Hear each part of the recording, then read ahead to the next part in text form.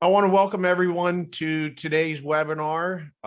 We have special guest here, Billy Glass. He's going to tell us about his involvement in the hospitality industry, immediate cash flows, short-term holdings, and longer periods as well. Quick disclaimer real quick.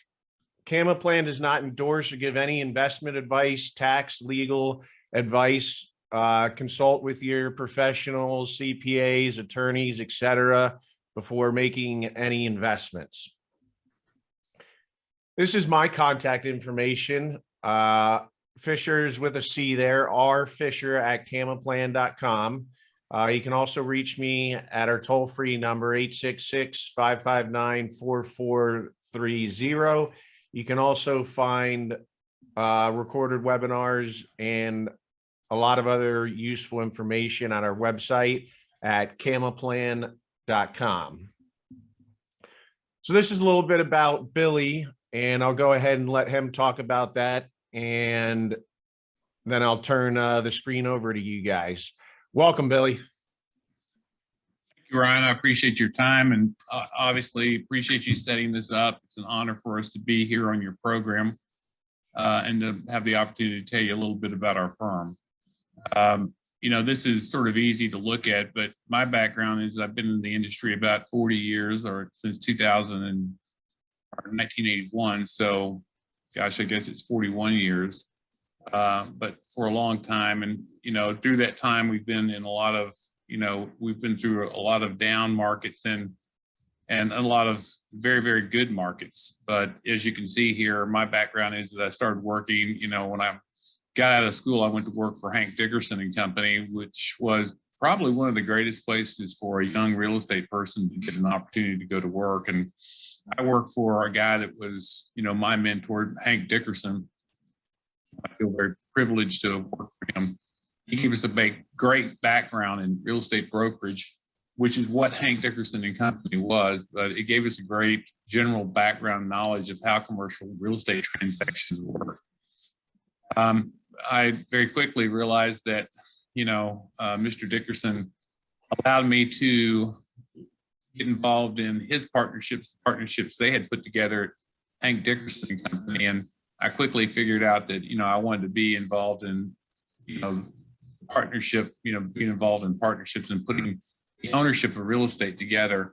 So I left the firm in 1983 and started my own firm because them guys thinking that we were a thing, and so I thought I had learned everything, so we went to work for ourselves, and we opened up a company and called BGI Commercial Real Estate, and put together about 60 partnerships.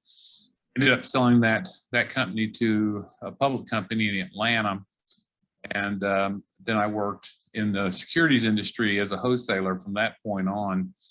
For several companies until 1996, until 2006, when I formed Gentry Mills Capital. Since that time, we've put together about 35 partnerships and we have had 16 of those partnerships go full cycle. Awesome. Thanks, Billy. I'm going to go ahead and stop my share, and you can go ahead and start your share. Oh, thanks, Ryan. I appreciate it. Just a little bit about, this is one of our properties in Jacksonville, Florida, that picture, which is pretty, a beautiful property right in downtown Jacksonville, which we'll talk about in greater detail in a moment. If you go ahead, Ash, we can. Ashley, if you want, you can put it in presentation mode, so it'll take up the whole screen. These are just some of the properties that we have purchased in the past. And I guess one of these properties has been sold, as I said before, since 2006. We've put together about 35 properties and have had 16 of them go full cycle. We've raised about $250 million in overall capital. And, we really sort of pride ourselves in providing you with great customer service. And when you call our office, you're going to be, calls will be answered by somebody that's knowledgeable and that's interested and appreciative of your business. And, you know, that's just one of the main tenets of our firm, is that we really are responsive to our limited partners and the advisors that work with us.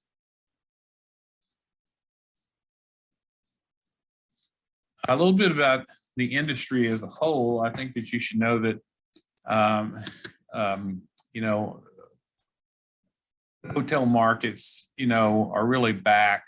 We're going to give you a little bit of information. This is something that was found, you know, in the Wall Street Journal, piece about how, you know, there's been more sales, about $12.5 billion in total sales, which is the most since we've experienced since 2016. And that's because our industry as a whole has really gone through a gigantic transition. The effects of the pandemic really devastated the hospitality industry, and, you know, provided an opportunity, a buying opportunity for us. And I know we're having a little bit of trouble here with the presentation, but you can see here that you can see the transactions that occurred here on the right-hand side since mid-2021, just all the activity, the acquisition activity. Go ahead, Ash. This is a really interesting slide because, you know, you've probably heard people say, well, you know, the market's not back for hospitality. But the truth is that if you look at this slide and look at these are all the hotels, the different types of hotel classes across the United States. And then let's just look at that category on the far left, all hotels. So if you just take all the hotels in the United States, you can see that at the top, it's highlighted in 2019, you know, our occupancy rate was 66% for all hotels across the country. The average daily room rate was 130.98, like, you know, $131. And RevPAR, which means, you know, it's all your room revenue divided by the number of rooms in each property, was about $86.37. And that's everything from Motel 6 to the Ritz-Carlton. But, you know, in 22, people are saying we're not back, but we are, because, you know, although our occupancy is still down at, you know, 2.3%, you know, you can see right there on the occupancy number, our ADR is above where we were in 2019. And so our RevPAR is, you know, a little above where we were in 2019 as well. So we're not really making it totally up in occupancy, but we are, because of the rate, you know, we're back where we were in 2019. And I think that's something that investors should be aware of. And there's been a lot of buying opportunities, and there still are a lot of buying opportunities, particularly in the category of hotels that we purchase, and that's limited service hotels. We specialize in, you know, limited service hotels are things like Hilton Garden Inns, Hampton Hotels by Hilton, Homewood Suites by Marriott, Element Hotels, you know, those type of properties that don't have a full service kitchen and bar, but do have sort of limited service food facilities, and usually no bar or very limited bar service. So it allows us to keep our overhead down, and we don't have to have, you know, full service kitchen, bar, and room service. And that it's just a much more trimmed down business model, which we think is the way to go. It's a decision we made a long time ago to participate in make limited service sort of the forefront, or the, you know, the thing that we really try to do. Go ahead, Ash. Obviously, you've probably seen Bill Gates took a big position with the Four Seasons. He was already a huge participant, you know, with the Four Seasons. He was married. Obviously, his first marriage was, you know, in Lanai at a Four Seasons property. And I suppose he started investing very shortly after his marriage, but he expanded his position in the Four Seasons. And of course, we've seen Blackstone take a huge position in the Cosmopolitan Hotel in Las Vegas. And, it was, I guess, or they sold one of their properties. It was selling the Cosmopolitan in Las Vegas, for $5.6 billion. And price tag was nearly $4 million more than what they paid for it back in 2014. So yeah, they made some money, and Blackstone has really been very active in the hospitality industry nationally, and we look for them to continue to be very active, as well as the REITs and family offices, and then just individual investors. So is it a good time to buy? We think it really is, because here again, you can see our rates. This is our portfolio at Gentry Mills Capital. You can see that our occupancy rates are on the rise. Through April of this year, you can see where the pandemic hit in the fourth quarter, really hit hard in the second quarter of 20, came up a little bit in the third, went down again in the fourth quarter. And then you can see where Omicron hit in January, February of this past year, and then it started climbing out in February. And now we're, back in that sort of 72 percentile of occupancy.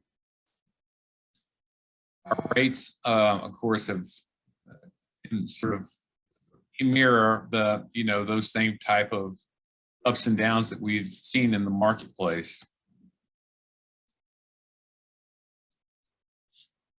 Here's a thing that I'd like to mention to you. If you invest with qualified funds, obviously you're going to be the beneficiary of the quarterly income that our programs provide.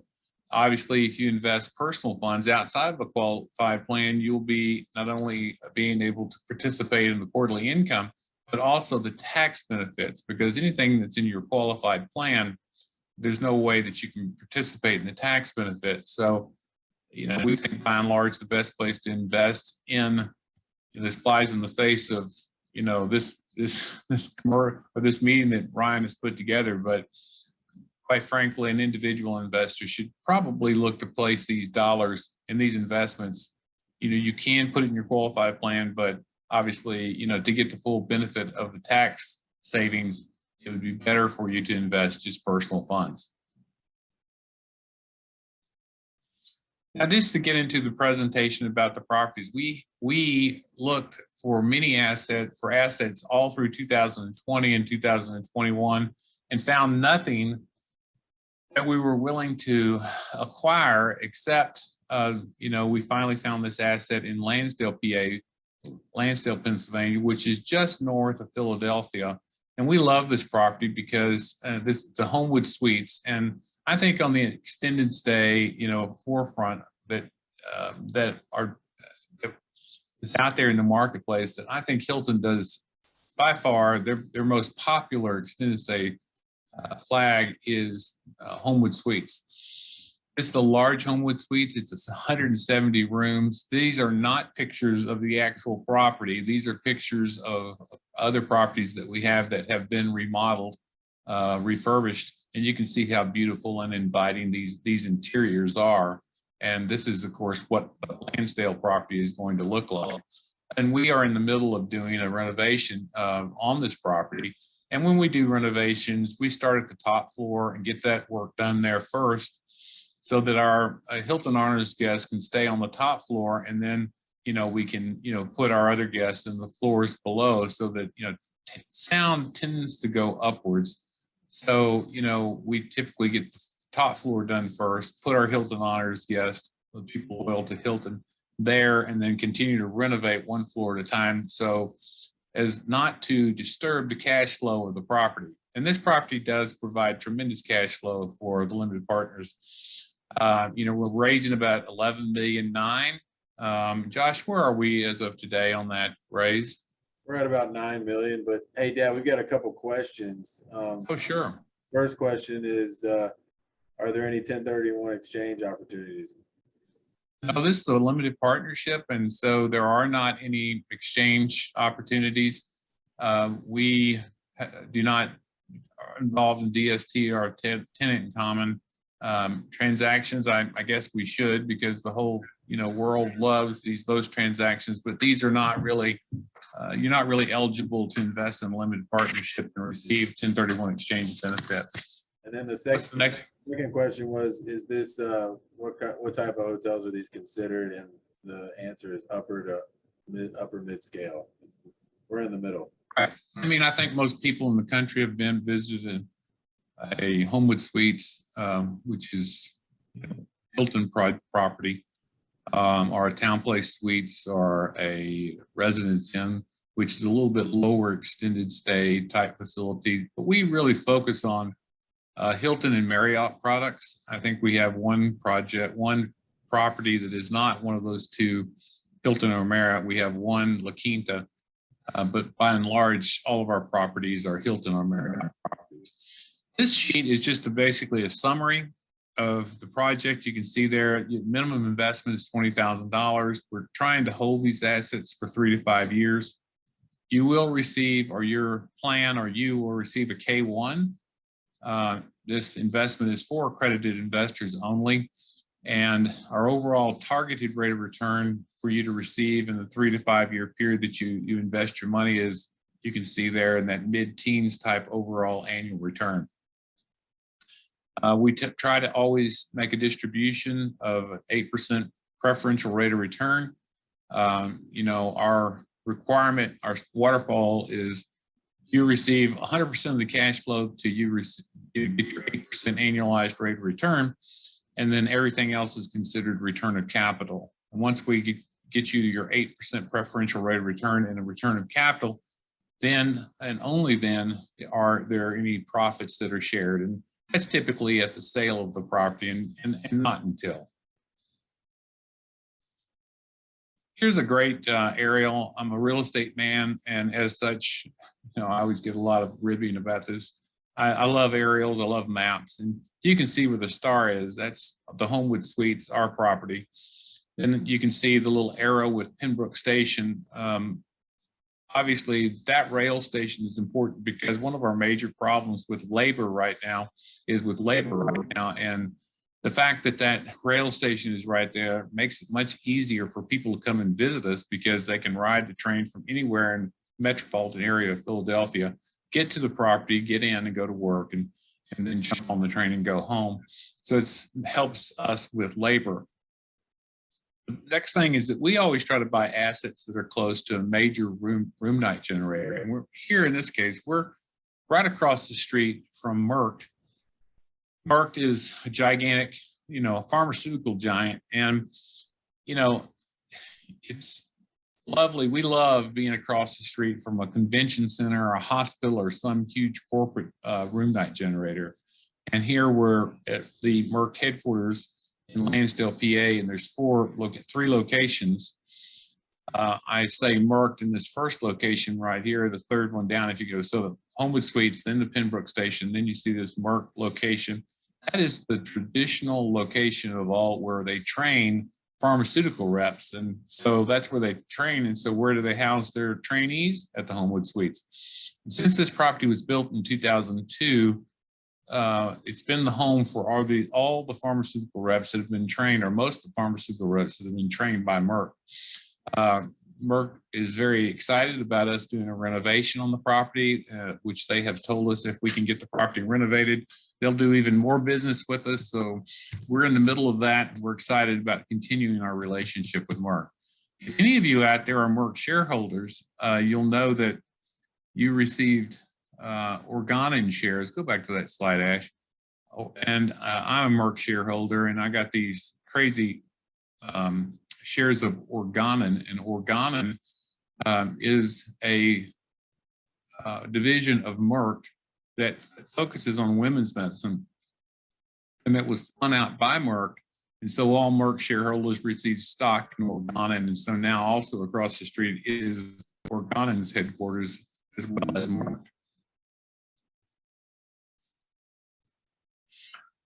Just some more information. We bought this property right in the middle of the pandemic. And as a result, we bought it for a great price, about $137,000 a key. That's all in, including our renovation. And we think that it would cost at least $225,000 to $250,000 to replace the asset. As again, to reiterate, we're thinking that we're going to have an overall rate of return in that sort of mid-teens type area. First, the distribution should be around an 8% annualized preferential rate of return. But again, we don't manage that. I mean, whatever the cash flow is, that's what we distribute. It could be more or less per quarter. Obviously that's 2% per quarter. But we did better than that, Josh, in the fourth quarter and in the first quarter. There wasn't much in the fourth quarter because we just barely started raising capital. Also, on a other note about other great things about this investment is that it does throw a lot of depreciation, of which we want the limited partners to participate in.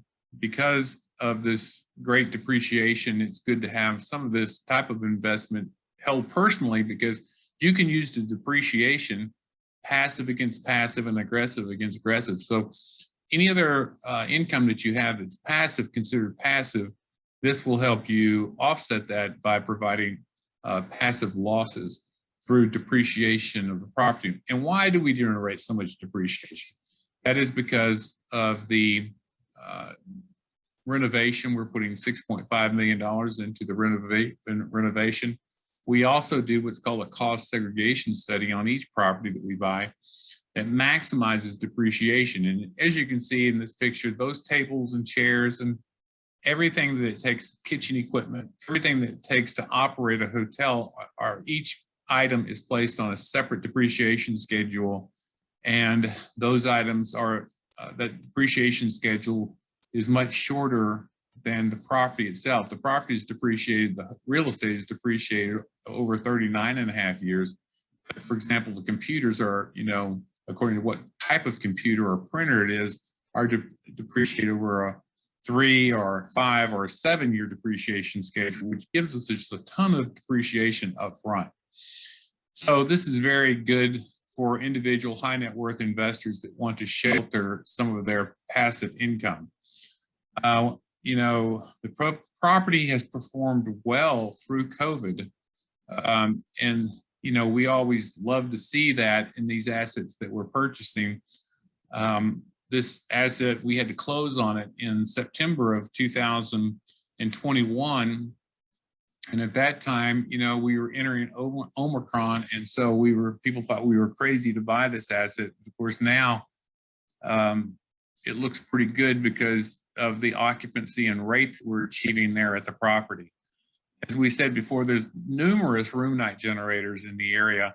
And of course, we are renovating the property.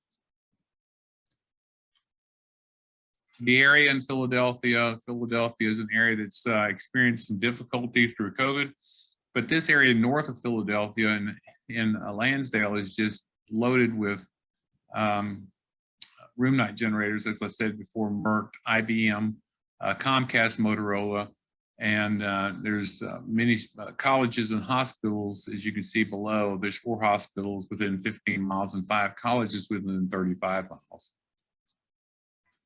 Here's the rate of returns that we're sort of expecting. And, forgive me, year 2 is sort of skewed because we're including here the return of capital that investors will receive because of the planned refinancing of the property. We bought this property at a great discount. And so we believe that when we refinance the property in year 2, we'll return a great deal of your capital. If you can see the footnote over to the right, you can see it includes refinancing proceeds. Year 2 annualized returns are projected to be 8.7% from property operations.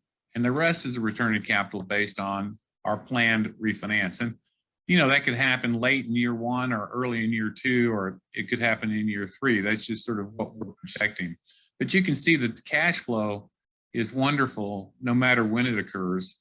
And this is the reason we believe the hospitality sector in general, and this property in particular, are good opportunities. There's no waiting on your distributions. I know that many of you are invested in opportunities that, you say, well, you're not going to have much cash flow right now, but it'll come later.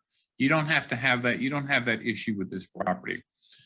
Now let's move on. We also have another asset that's in Jacksonville, Florida, right in downtown Jacksonville, Florida, in the Hospital District, a beautiful Homewood Suites / Hilton Garden Inn. And this is a dual branded property, whereas within one hotel, one building, you can see this sort of a U-shaped property, that second picture right there. Whereas this property on this side is the Homewood Suites and the other side is the Hilton Garden Inn. And there's a total of 221 rooms divided. But with these dual branded properties, we really like them because there's space that's commonly used by both hotels. However, you don't have to build two separate ones. You just have one of these type, hotels, and the Homewood Suites can utilize, for example, the meeting space and the athletic facilities, as can the Hilton Garden Inn. So there's a lot of economies in having one building with two hotel flags in that same building. Again, we're going to raise about $13 million for. Josh, can you give us an update as to where we are on this? Sure. I mean, I think we roughly raised about $8 million. And so we've got about $5 million left. And thank you, Josh. And, as for accredited investors only, as was the Lansdale project. And again, it's structured the exact same way. So you get the 8 pref, 100% of the cash flow until you receive an 8 pref, and then you get 100% of the cash flow until such time that you get the return of your capital. And then and only then is there any sharing with our firm, Gentry Mills Capital.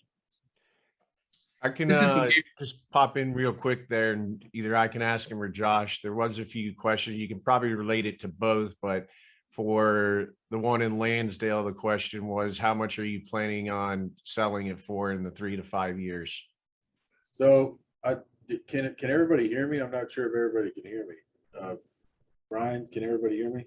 I believe so, yes. Okay, great. So yeah, I was going to type those out, but I didn't know if we wanted to wait till the end, but I can answer that question real quick. So we're roughly all in at $23 million on the previous asset that we talked about, that Homewood Suites in Lansdale, Pennsylvania, and we expect to sell it in 3 to 5 years for roughly $28 million. And we can provide a full 5-year pro forma for you if you'd like to see it. That'll be in a property summary that we've created, and we can show it to you. And those types of Josh, details people can get from you after this. You don't need to go all into the weeds, but they can contact you and get that kind of information. Okay, great. Yeah, but that's roughly 23. We're all in. 28 million. We're out the door in 3 to 5 years. And then why don't you go ahead and give them some information on the Jacksonville property too, Josh? Oh, you want me to just go through that? No, I want you to talk about our exit strategy and what we're going to sell it for. So I'll pull up the form, but I'm going to answer these other questions. I think there's some other questions that I want to get answered here. It says, the question was, were you able to continue your distributions for existing properties in your 2020 and 2021 through COVID, I'm guessing. So, I mean, the answer is, right when COVID hit, we stopped all distributions on the 16 assets that we were sending distributions on. And then as COVID subsided, we're back to paying 11 of those assets, and we're adding 2 more in the second quarter. So we've recovered very well. And on some of those assets, inflation has hit pretty hard. And so we're making double distributions and even triple distributions on some of these assets to catch up for the accrued interest that we missed through COVID. So things are bouncing back quickly and successfully. So that's the answer on that. And then at the full rate or reduced rate, I answered that. So on some of them, we're paying the 8% preferred rate of return, and then on a lot of other ones, we're paying double and even triple to catch up on a lot of the missed distributions. And I think on 2 of them, we're paying just a little bit of, it is at a reduced rate. So, and we can get into detail on that if you want to. I'd be happy to talk about all that. But then the next question is, what is the split after the preferred rate of return? The split is 75-25, 75 to you, 25 to Gentry Mills Capital until it hits a 20% annualized. and then it flips 75 to Gentry Mills and 25 to you. But and then I just want to answer these real quick. It says, can you go over past track record of flipping hotels?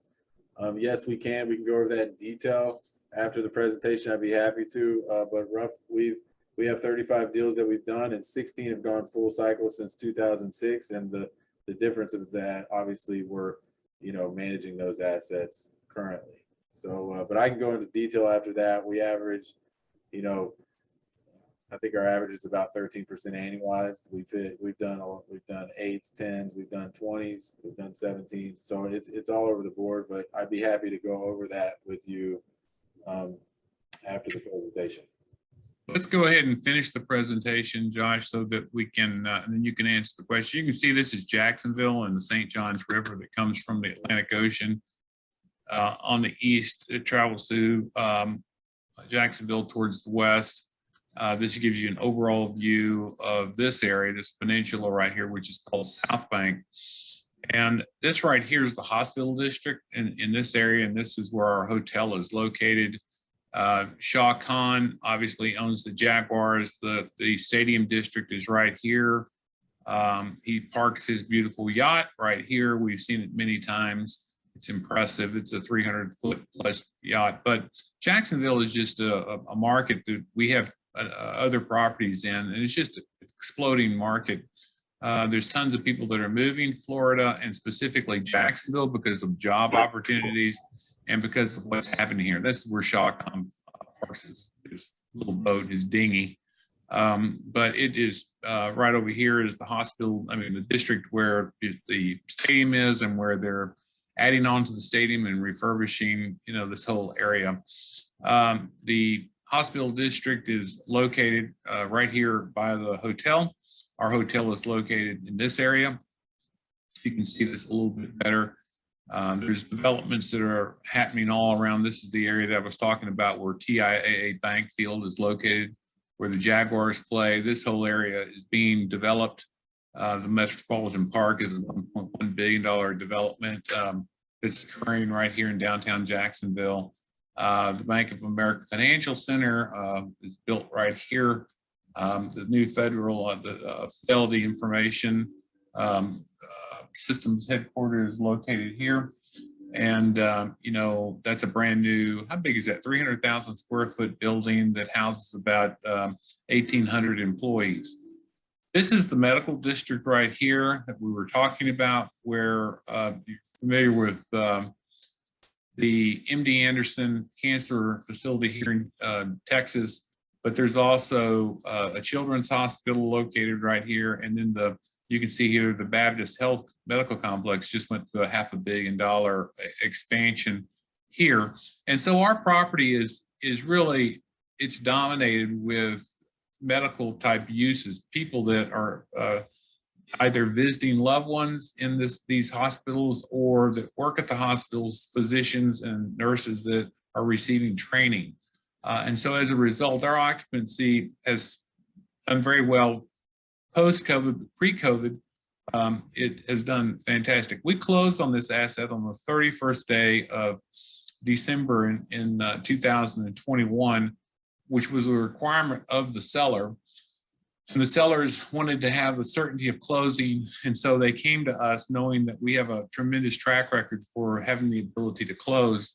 And we got it done. And we think we bought a tremendous asset. You can see these items here. We bought it for $175,000 per key. We think the replacement is a minimum $225,000 per key. Our projected overall return is a 13% rate of return. And by the way, that projected return is at a 10 cap. And those of you that are more sophisticated and understand cap rates, you know that a 10 cap is very conservative. Traditionally, these properties are sold in 8 cap or 7.5 cap. So at a 10 cap, it's a 13% rate of return. We think we'll do at least that good, perhaps better. Obviously, we don't know. It's projection, but we think we've been very conservative in our underwriting. We pay again an 8 pref and then return of capital.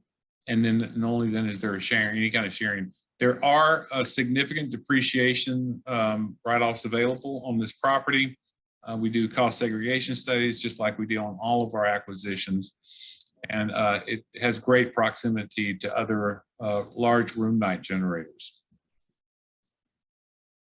You can see the pictures. Go back to that, Ashley.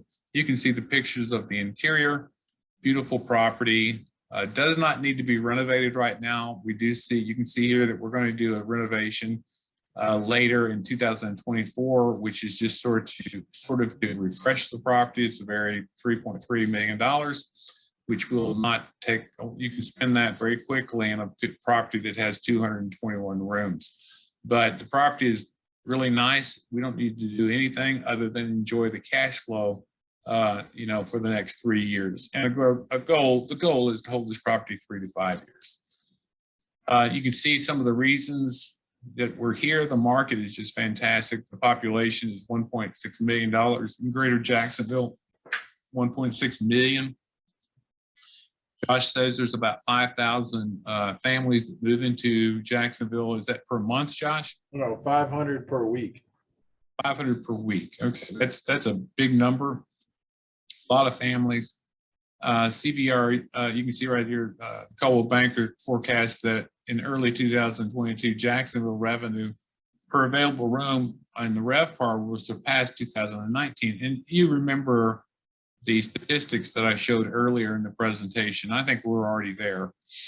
It's a great hub, corporate hub for corporate growth. Here's some of the users that are there: Bank of America, Deutsche Bank, TIAA Bank, General Electric, Johnson & Johnson, Boeing, Carlisle, and Amazon are just a few in the area. And specifically in the South Bank area, you have the Baptist Medical Center and Wolfson's Children's Hospital. And there are many others. The the Fidelity Information Systems World Headquarters is there. Again, the cash flow is substantial. I've never had the guts to project such high cash flow in any partnership that we've ever had, but we have 2 or 3 things working for us. We're coming out of the pandemic. We're located next to a huge room night generator. We also have a little thing going for us, and that's an inflation of rates. And of course, inflation is really helping us in this, this investment, just because just the cost of building these properties, again, or replacing them is becoming daunting, because the steel, the concrete, the items that go into the property have all gone up in cost between 20 and 30%. And so thus we've had sort of, inflation has helped us, and then the position that we are in the marketplace and timing. Distributions, again, begin immediately. We've talked about the cash flow and the waterfall. And then, of course, this is an example of what we send out every month to sort of show, can we move this? Let me try to move this. I can't see that, but you can see right here. And Ashley, this is for March. This is not up to speed. Ashley, could you look up real quickly about where we are on where we are for the month of April? I think that we're at 72% occupancy across the board. And I think that our ADR, instead of 126 that it shows here for March, I think the April numbers are 72% in occupancy, and I think 128 in ADR. Correct me if I'm wrong on that, Ashley or Josh. But this, to the question that we had before about which of our partnerships are paying, and Josh told you that we had 12 or 11 that were paying, which are listed here, and that we're going to add 2 more next quarter, and that's exactly right. So this sort of verifies what he had said. Can we move, Ashley, please? This is a quarterly report, an example of a quarterly report that gives you sort of this is exactly what our reports look like on a quarterly basis that are much more detailed. So monthly, every month you get an overall report, and every quarter you get a very detailed report.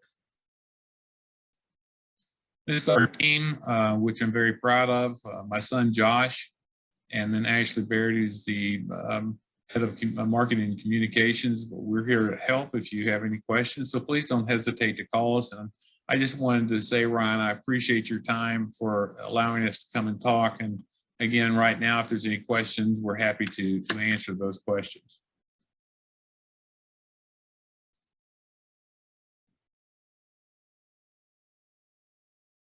Sorry, I was just getting my mute button off there. I think one more just came in. Let's see. Yeah. I have invested in multiple multifamilies, but never in hospitality due to its high risk nature. I am now interested to changing my view on this. The key thing in operations, do you take any special for that? Operations are the key to every property, you know, no matter if it's multifamily or hospitality. But for us, we didn't put our effort into building a property management company. And I'll be just very frank about this. Each of these properties takes about 35 employees to run. And we have 25 operating properties right now. So you can see very quickly that I'd have over 700 employees if I owned a property management company. Personally, I don't care to be in HR meetings for the rest of my career. And I found in my career that if I have a company that's managing a property and they're not doing a very good job, I can change property management companies and I always get a lift. The property always gets a lift or an increase in performance when we change. And also, property management companies know that we are not property managers and that we will change if budgets are not met. We always have an incentive for the property management firms to hit their budget. And so we look at this as an advantage and not a disadvantage. Plus, if you're an investor in one of our properties or some other hotel property and you are investing with a company that has their own property management firm, I don't think they're as motivated to sell. But Gentry Mills Capital does well when you do well. And we're very motivated to sell as opposed to sit there and manage this asset, you know, forever. So I think that's an advantage for individual investors. Great. Also, I think one more thing to mention about that in the hospitality industry, you know, the reason we love it so much is because there's so much flexibility. You change your rate 7 times a day. You know, multifamily, you're stuck with one rate for a year typically. So, I mean, the hospitality industry is very flexible and you can charge huge rates when things come in town and depending on the market. And then when things are down, you don't have to charge big rates. So we love that. That's one of the ways that we, you know, fill out our house. And the other thing is that Hilton and Marriott call you and advise you as to what to do 7 or 8 times a day and advise you as to what's happening in your community and why they give you the rationale behind their advice to you to raise or lower rates. And sometimes lowering rate can actually make you more revenue because you capture the business that the other properties miss because they didn't see the slow times coming in. So if you lower your rate first, you can capture the majority of the business that is in the market. And then of course, when there's a big event, you can raise your rates and, you know, basically take advantage of the activity in the area. Great, good information. Glad for sharing that. I don't see any other questions that came in, but do you just want to tell us the best way to contact you, Billy or Josh? Sure. Certainly. You know, I think, Ashley, why don't you flash up on the screen our contact information, the back page of the, I think, presentation. You know, the best way to contact our team is, and I know Ashley's working on doing that, is you can contact us. Yeah, you can call us, email us, call our cell phones. We're very available. I mean, it's very easy to get a hold of us. So any way you want to contact us, we'll get you the information via email. We'll get you the information hard copies. We'll talk to you on the phone if you have any questions, further questions about any of these opportunities. So just let us know.